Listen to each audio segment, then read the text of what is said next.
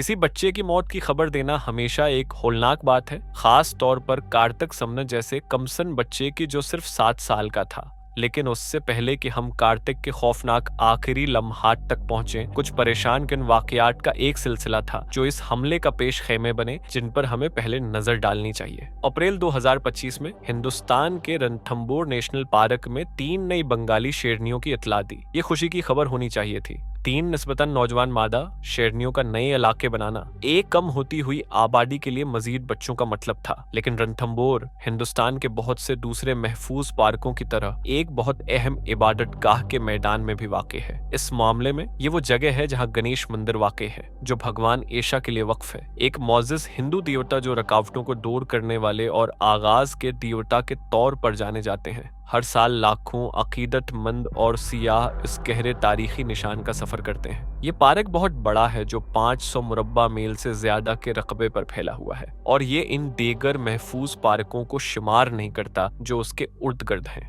मंदिर पार्क के बिल्कुल किनारे पर वाक़ है और चौकी ज्यादातर जंगली हयात के झंड 500 मील के फैलाव के मरकजी और शमाली किनारों पर है। इसलिए खतरनाक जानवरों और इंसानों के दरमियान तामुल निस्बतन कम है होता है। मुतहरिक मंदिर तक जाने वाले रास्ते अच्छी तरह से सफर किए जाते हैं और किसी भी सूरत में पार्क रेंजर्स हमेशा गश्त करते रहते हैं। बदकिस्मती से कोई भी नौजवान शेर, नर या मादा, अपनी जिंदगी के पहले 4 सालों में बहुत गैर मुतवक्का हो सकता है। वो इलाके के लिए लड़ रहे होते हैं, शिकार गाहों का जायजा ले रहे होते हैं, और वो अब भी उन मखलूकात और इंसानों की हुदूद की जांच कर रहे होते हैं जो उनके डोमेन में शरीक हैं।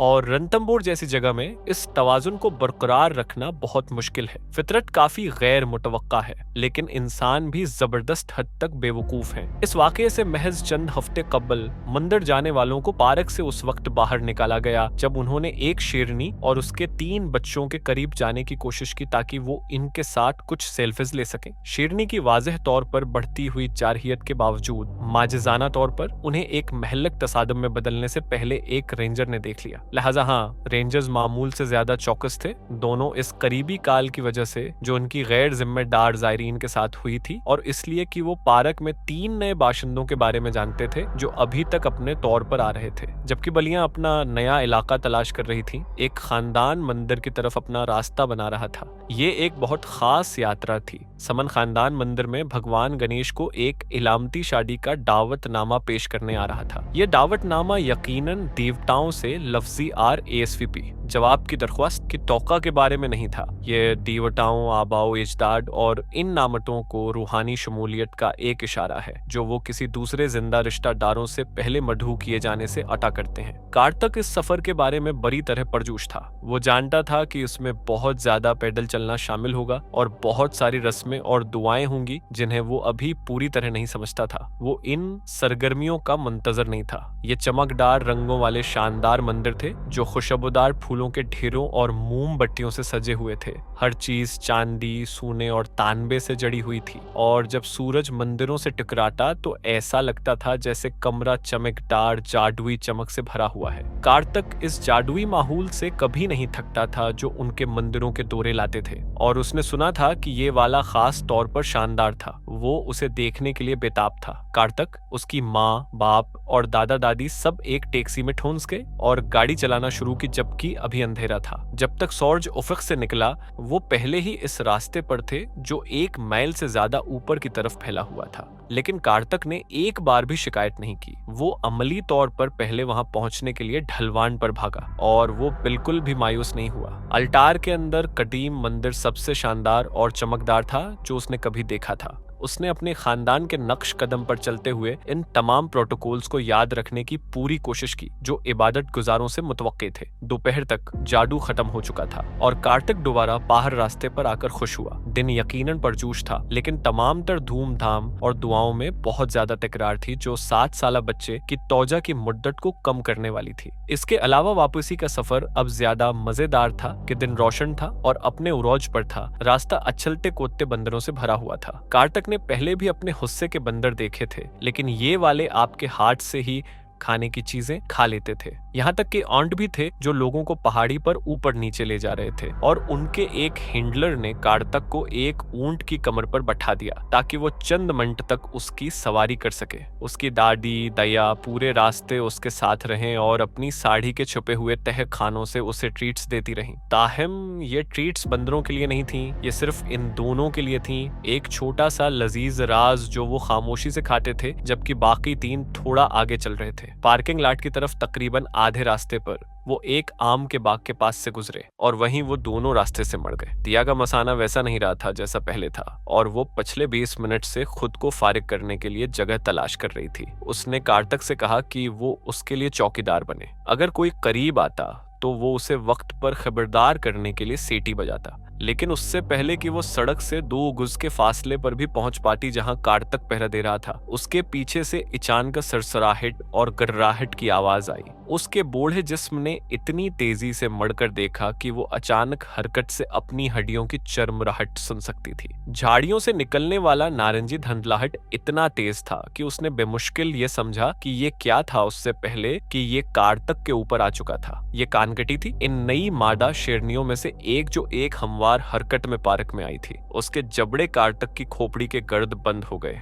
उसे अपने साथ लहराते हुए वो आगे दरख्तों के झुंड में दौड़ गई। दया ने एक कोड़े जैसी आवाज सुनी। वो फितरी तौर पर जानती थी कि ये हड्डी टूटने की आवाज थी। कार्तक को रदामल जाहिर करने का वक्त नहीं मिला। वो चीखा भी नहीं। एक लम्हे वो वहां खड़ा रास्ते पर फर्जशनास नजर रखे हुए था और अगले ही लम्हे एक इफरीत बजली की तरह झाड़ी से निकला। इसका पूरा सिर तारीकी में डूबा हुआ था और इसके कंधों के ऊपर हर जगह से नाकाबिल तसव्वुर दर्द निकल रहा था। उसे उस बात का एहसास भी नहीं था कि उसके बाजू और टांगे हुआ में लहराते हुए चीथड़ों की तरह फड़फड़ा रहे थे, क्योंकि उसका नन्हा जिस्म उस बली के पीछे अड़ रहा था जिसके दांतों के दरमियान उसका चेहरा था। उससे पहले कि वो अंधेरे, दर्द और अफरातफरी को समझ पाता, सब कुछ खत्म हो गया। कानकटी ने अपने ताकतोड़ जबड़ों से लड़के की खोपड़ी को कुचल दिया था जिस लम्हे उसने उन्हें इसके सर के गर्द बंद किया था। दर्द और उलझन के वो चंद सेकंड इतनी तेजी से गुजर गए कि हम कम उज कम इस बात के शक्करगुजार हो सकते हैं कि नन्हे कार्तक को तकलीफ नहीं उठानी पड़ी।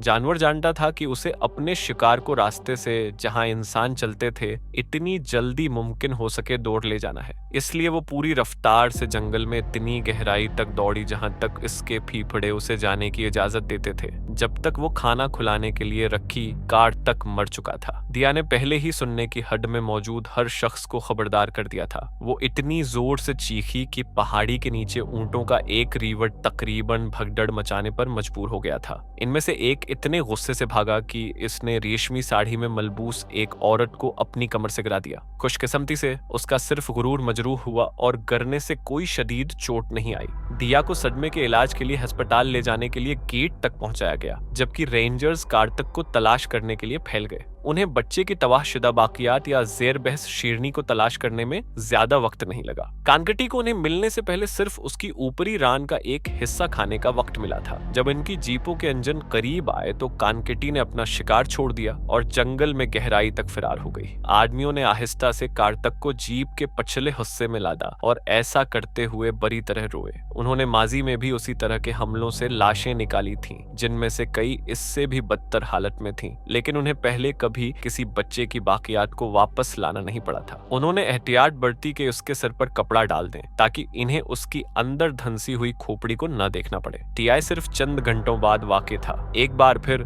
गांव के मुजाफात में एक अच्छी तरह से सफर करने वाले रास्ते का पीछा करना। उन्होंने उससे पहले कि वो किसी और शिकार का दावी करे उसे प्रस्कून करने में कामयाब हो गए, क्योंकि वो वाज़ेह तौर पर दोबारा करने का मंसूबा बना रही थी। उसे पार्क के शुमाली हिस्से में मुंतकिल कर दिया गया था, लेकिन सिर्फ एक माह बाद ही इसने हमला करके वेरा शोटी को मार डाला। एक रिंगर जिसने सितम जरीफी ये है कि अपने साथी से एक मंट के लिए एक दरख्त के पीछे खुद को फारिग कर दिया था। उसके बाद कॉन्टी को एक नामालूम रेजरों में मुंतकिल कर दिया गया जो अवाम से मुकम्मल तौर पर बंद है। कॉन्टी को बचाने की वाहिद वजह यह थी कि वो सिर्फ 2 साल की थी और खतरे से 2-4 शेरों की दुनिया में बंगाल की हर खातून नाज़िक आबादी को महफूज रखने के लिए नाकाबिल यकीन हद तक कीमती है। बदकिस्मती से इस नए घर का मतलब यह था कि इसे अपनी बाकी जिंदगी सिर्फ सिर्फ अफजाइश नस्ल के मकासद के लिए कैद में गुजारनी पड़ेगी। लेकिन कम इज कम वहाँ टारी जिसने खुद को 2 बार इंसानों का कातिल साबित किया था, वो एक दूसरे खानदान को एक बच्चे के नाकाबिल यकीन हद तक इल्मनाक नुकसान से दो-चार नहीं कर सकती थी, जिसे फितरत के सबसे बड़े शिकारियों में से एक ने लिया था। एक ऐसा शिकारी जिसका डीन